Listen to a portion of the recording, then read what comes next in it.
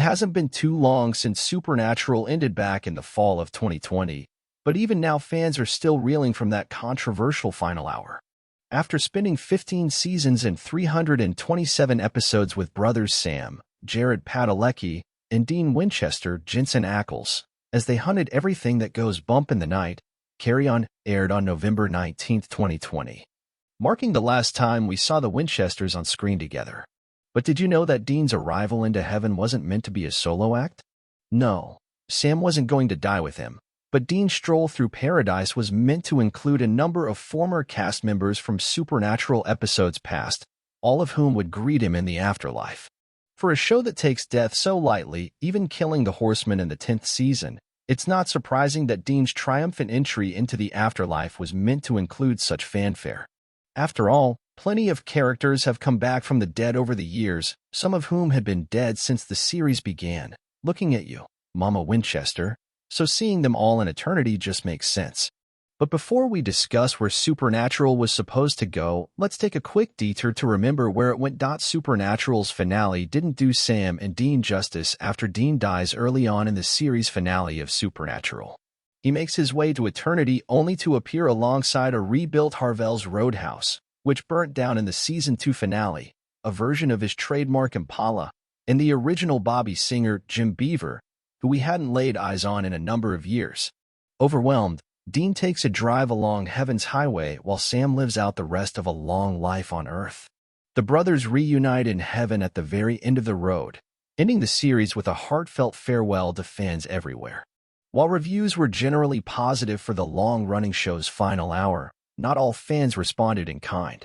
To date, Carry On ranks as one of the lowest-rated episodes of Supernatural, holding a 6.9 out of 10 on IMDb, with many longtime fans distraught with the manner in which Dean died, how tacky old Sam's makeup looked, or how the episode ignored other key characters such as Castiel, Misha Collins, or Eileen, Shoshana Stern.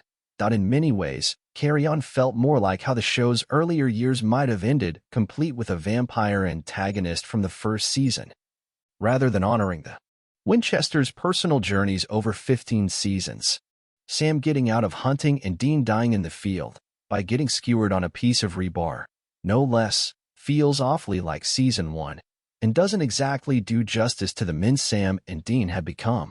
By the final season, Sam had made peace with the hunting life, and after the brothers defeated Chuck, Rob Benedict, they were given the chance to write their own story.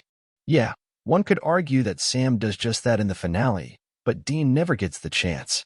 Maybe we would have felt better about it had his death amounted to something bigger in the end, and maybe if Dean's arrival in paradise actually ushered in his own happiness, fan frustration would have ceased entirely. As it turns out, that was the original plan. Supernatural was originally meant to end with a larger reunion full of cast members from the show's past, according to co-showrunner Andrew Dabb, who headed up the show's final 4 years. Supernatural was supposed to go out with a much bigger bang.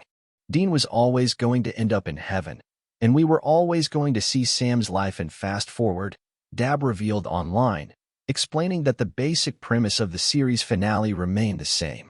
But those final moments were supposed to take place somewhere else.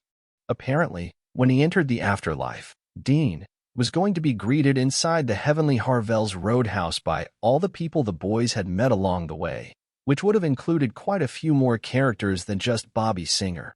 Even the rock band Kansas, known for Supernatural's official-unofficial theme song Carry On Wayward Son, which acts as the namesake to the finale episode, was supposed to appear, rocking their hearts out in the Roadhouse. When co-showrunner Robert Singer and I sat down to talk about Season 15 and our inevitable end, we came up with something that felt like a fitting version of Sam and Dean's heaven, Dabb elaborated. This makes even more sense when you consider that Dabb, who had been with the show since the 4th season, penned Supernatural's first look at heaven via Season 5's Dark Side of the Moon. Dabb went on to say, "I have to admit that I sometimes think about our original idea, all of Sam and Dean's family and friends, and one of the greatest rock bands ever on a masterpiece of a set, and I miss it, even though it never really existed. No doubt, it's hard to conclude a series that's been on the air for 15 seasons, especially since it started as a horror show and transitioned to a multiversal sci-fi fantasy by the end. Nonetheless, That original finale sounds like it would have delivered everything fans could have asked for. While we don't know exactly who from Supernatural's extensive history might have shown up for the intended finale, there are a few characters who we can only assume would have made an appearance. Aside from Bobby, Castile, and Jack, Alexander Calvert, Dab previously set up John, Jeffrey Dean Morgan, and Mary Winchester's Samantha Smith, heavenly reunion after the 300th episode, Lebanon, the season prior. Since their likenesses appeared in the aired finale anyway, a Winchester family photo is seen on Sam's wall. There's no doubt they would have made it on screen so long as the actors were available. Of course, Bobby also mentions Rufus Turner, Stephen Williams, who was killed off back in Season 6, and we couldn't forget the namesakes of the Roadhouse itself, Joe Alonatow, and Ellen Harvell Samantha Ferris, who would have probably appeared with their former mullet-sporting techie, Ash Chad Lindbergh.